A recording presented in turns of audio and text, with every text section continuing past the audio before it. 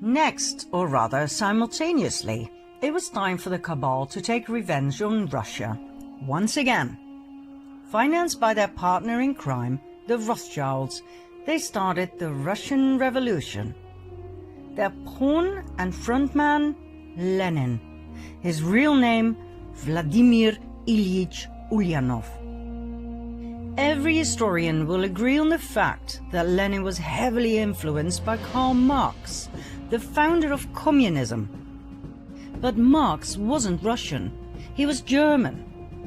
Lenin was Russian, but as he spent many years in exile in Finland, Switzerland, England and Germany, he had become almost a stranger to Russia at the time the first part of the Russian Revolution broke out in February 1917. He was completely westernized. Marx had inspired him massively with his 1848 pamphlet, The Communist Manifesto. Lenin wasn't just inspired by Marxist communism, but also by his Jesuit background. Marx was trained in Germany at a Jesuit school, and after that he was tutored by Jesuits in the British Museum on the tenets of communism, as confirmed by ex-Jesuit priest Alberto Rivera. Another source of Marx being a Jesuit coadjutor, an assistant bishop, is Otto von Bismarck, who wrote in the North German Gazette that Marx was under control of the Jesuit priest Peter Becks, then Superior General of the Society of Jesus. And there was more Jesuit influence on Lenin. His right-hand man, Felix Dzerzhinsky, who was the head of the Soviet secret police, was a great admirer of the Jesuits. Furthermore, Lenin formally readmitted the Jesuits into Russia in 1922, which is rather strange, as religion was prohibited at that time within communism. But then again, was it strange? The origin of communism lies in the Jesuit ideology, as confirmed by many historians. The Jesuits in the 17th and 18th centuries perfected the first system of communist governance in their reductions in Paraguay. In the New Advent Catholic Encyclopedia, it reads on the conditions of property. The economic basis was a sort of communism. The land and all that stood upon it was the property of the community.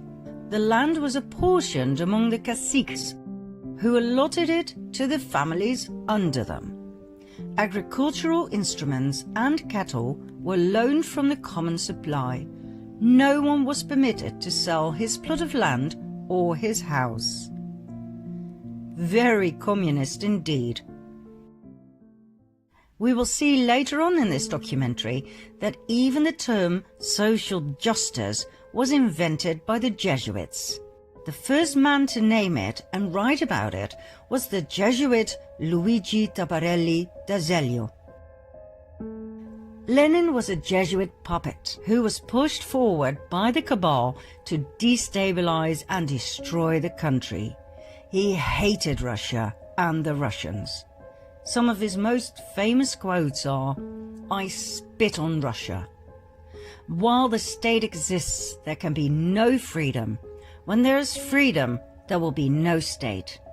And, "May 90% of the Russians die, and let the other 10% live under communism."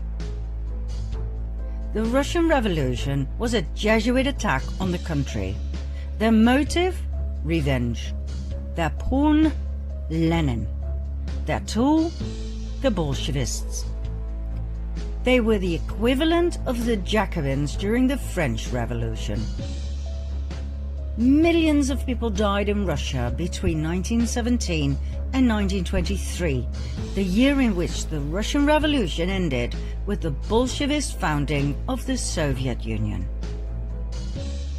Now, before we move on to World War II, where we will share with you a discovery that, quite frankly, knocked us off our feet, so keep watching, we will first take a look at a chain of events in the US.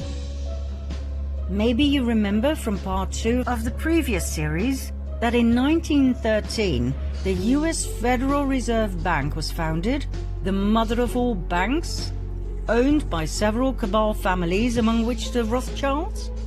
Remember what happened to the three wealthiest and most influential opponents of the Fed? They conveniently died when the Titanic sank. Less than a year later, the Fed was a done deal. In the US at that time, about 21,000 banks did not yet fall under the jurisdiction of the Fed. That was, and still is, an absolute lethal thing to do. One might as well commit suicide, as history has proven over and over again, worldwide. In 1914, World War I started, 1 year after the establishment of the Federal Reserve. Between 1914 and 1919, the Fed doubled the money supply, causing a nationwide increase in lending. In 1920, it shrank the money supply, and 5,500 competitor banks went bankrupt. They were bought by the Fed for next to nothing. Between 1921 and 1929, the Fed increased the money supply again. Loans were everywhere. But on October 23, 1929, 2.6 million shares were sold in a frenzy. By whom? Not that hard to guess. The next day, on October 24 at 9 a.m., Wall Street was closed, and the moneymakers who had gathered outside slowly started to realize in a state of shock what had happened. Loans were called in. Investors were forced to sell their shares. This event became known in history as the Wall Street crash.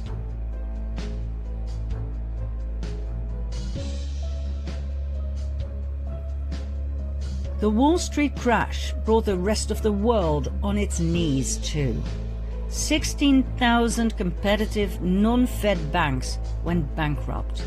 They too were bought for next to nothing. It was called the greatest robbery in history. But it wasn't enough. The Fed reduced the money supply even further by 30%, causing starvation throughout the US.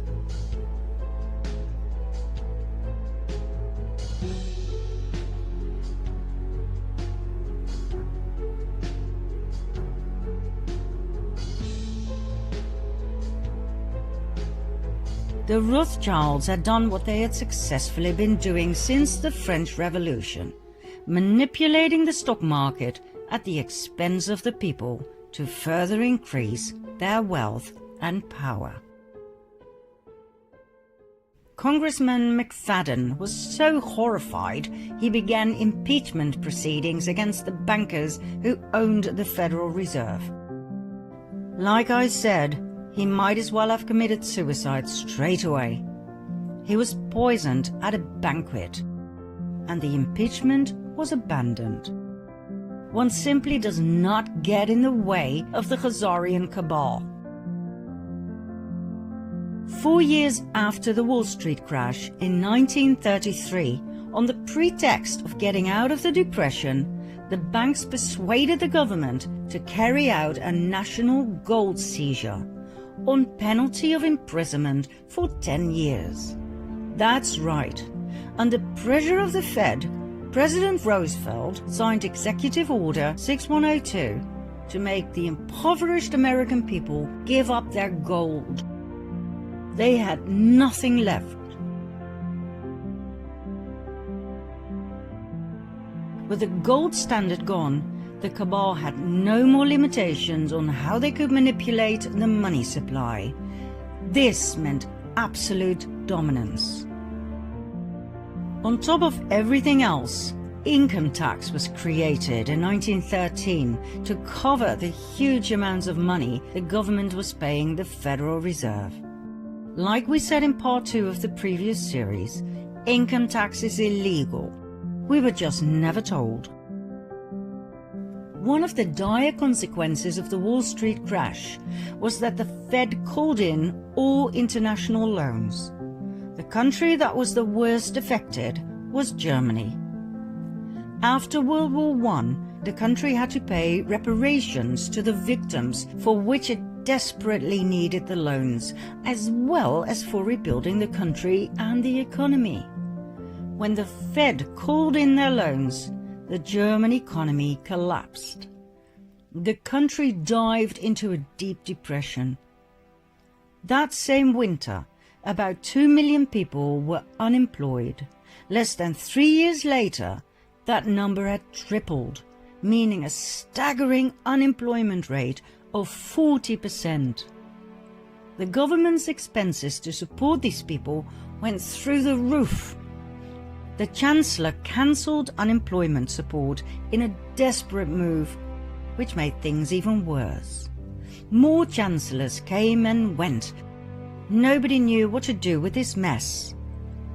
People were losing faith in democracy, music to the ears of the cabal, and sought help from extreme left, the communists, or extreme right, the Nazis. In January 1933, Hitler became Chancellor of Germany. Although he had a majority of seats in parliament, he did not have the absolute power he desired.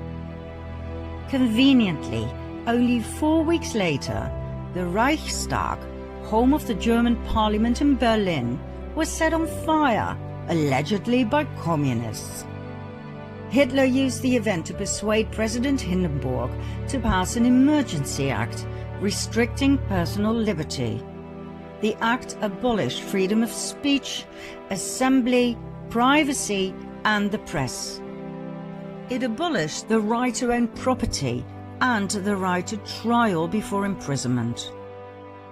It legalized phone tapping and interception of correspondence. The decree was used as the legal basis for the imprisonment of anyone considered to be opponents of the Nazis.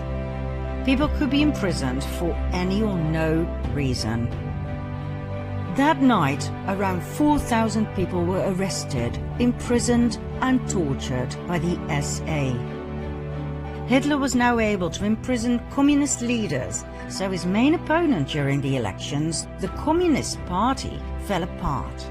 Hitler's SA intimidated the rest of the opposition, after which he pushed through the Enabling Act that enabled him to make laws without the parliament's consent for the next 4 years. This gave Hitler absolute power. He then banned all political parties. Only the Nazi Party was allowed to exist. The final obstruction to absolute dictatorship was dealt with on June 30, 1934, called the Night of the Long Knives, when 400 SA members who were making demands were slaughtered by Hitler's SS. 1.5 months later, Hitler was in absolute control of Germany. He had become the Führer, meaning he was president, chancellor, and head of the army. Members of the armed forces had to swear a personal oath of allegiance, not to Germany, but to Hitler, which is so Jesuit. Remember the oath of absolute subservience and obedience to the Supreme General? Who was Hitler, really?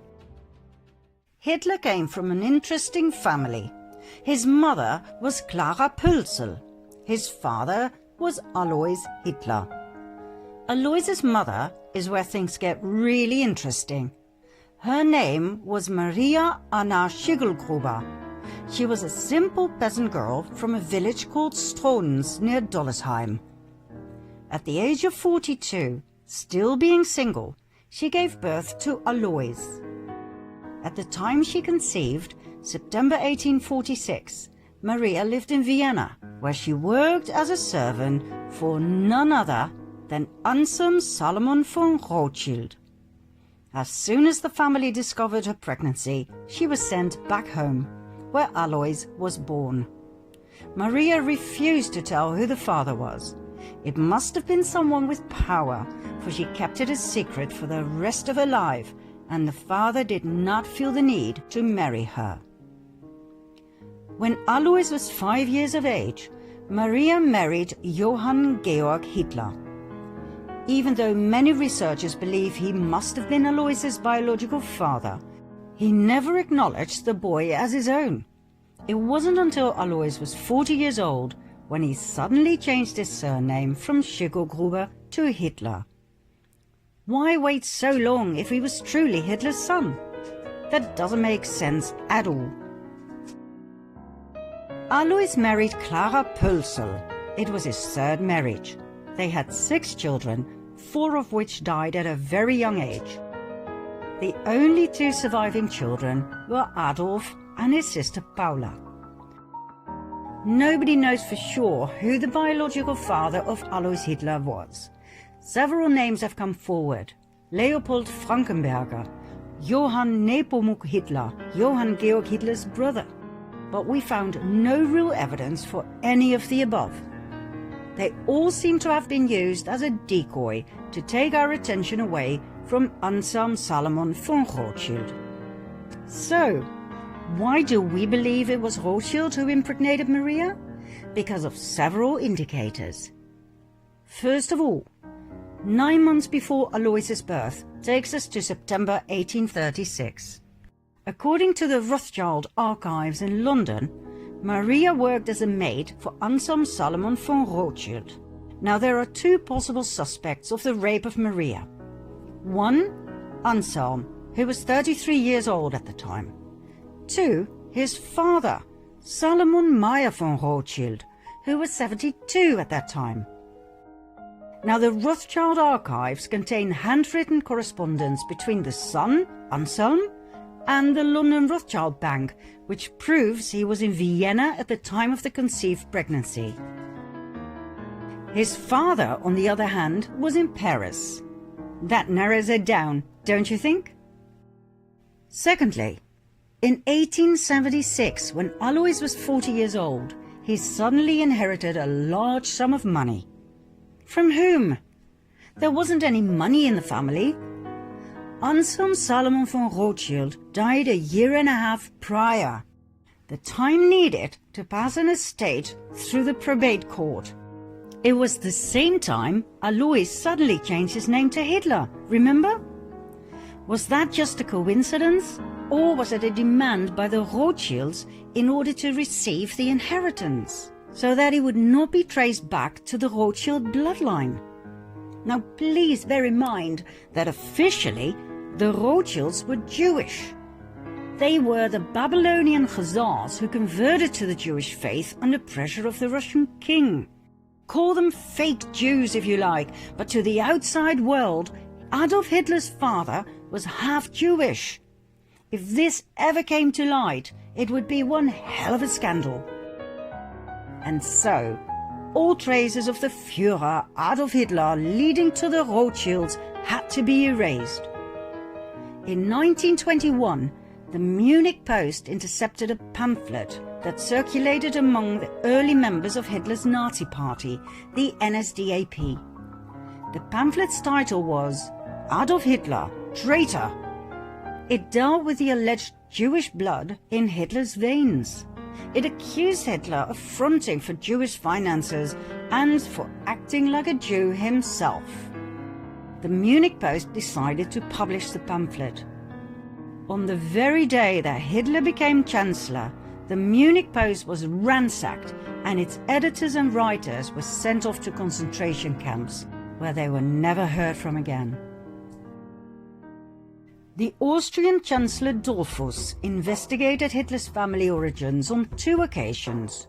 The first investigation, published in 1932, determined that Hitler's father was illegitimate, born to a 42-year-old unmarried woman and an unknown father. The second investigation determined that Hitler's mother was employed as a domestic servant in the residence of Baron Rothschild of Vienna. Shortly after, Hitler ordered the assassination of Dollfuss in 1934.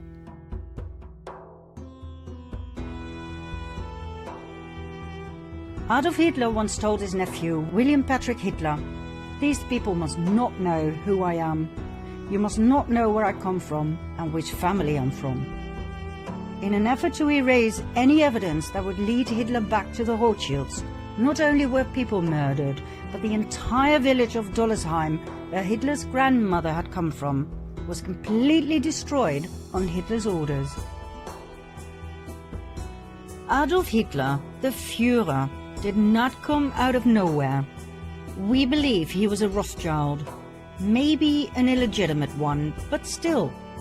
We saw in the previous series, in part 5, how the illegitimate James Alefantis Rothschild was pushed forward by the family to play a very important part in the US elite and their Pizzagate.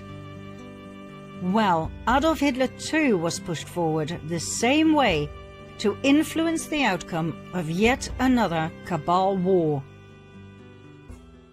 Hitler was a great admirer of the founder of the Jesuits, Ignatius of Loyola.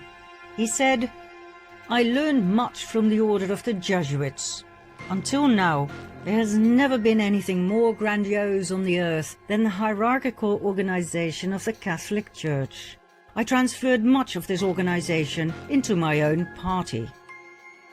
Hitler called Heinrich Himmler, the inventor and organizer of the Holocaust, the Reichsführer of the SS, and compared him to Ignatius of Loyola.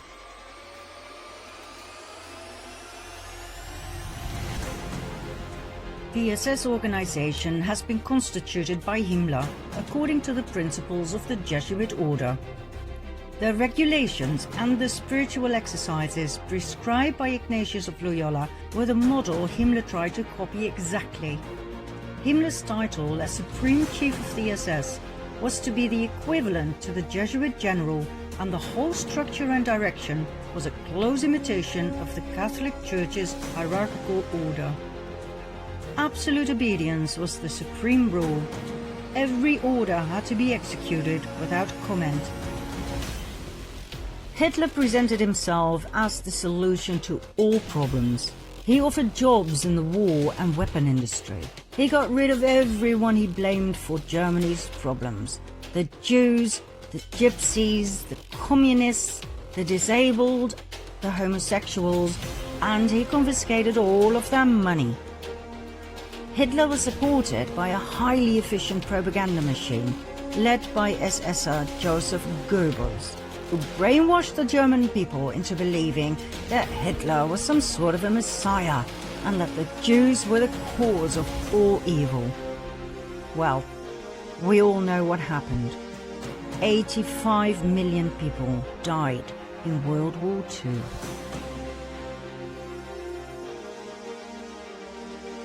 But the cabal wasn't done just yet. As you might know, in the aftermath of World War II, hundreds of thousands of Jews emigrated to the promised land of Israel. But did you know that this migration had already been planned by the cabal in 1917?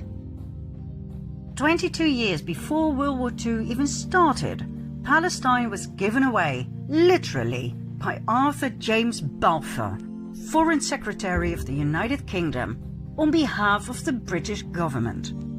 As if nothing more but a chess piece, a country with inhabitants was given away to, guess who? Lord Lionel Walter Rothschild. But wait a minute, 1917? The First World War hadn't even ended yet. So how on earth could they be talking about a home for the Jews? The Jewish genocide hadn't even started yet. We're talking about the Balfour Declaration, signed by Balfour himself on the 2nd of November 1917. Dear Lord Rothschild, I have much pleasure in conveying to you, on behalf of His Majesty's government, the following declaration of sympathy with Jewish Zionist aspirations, which has been submitted to and approved by the Cabinet. His Majesty's government view with favour the establishment in Palestine of a national home for the Jewish people and will use their best endeavours to facilitate the achievement of this object, it being clearly understood that nothing shall be done which may prejudice the civil and religious rights of existing non-Jewish communities in Palestine, or the rights and political status enjoyed by Jews in any other country. I should be grateful if you would bring this declaration to the knowledge of the Zionist Federation. Arthur James Balfour. Neither the Jews nor the Palestinians knew about this. It was yet another brilliant move of nothing but chess pieces by the cabal. What was presented as a benign action in favor of the Jews was, once again, a divide and conquer strategy. It could only end in yet another war, this time between Jews and Palestinians.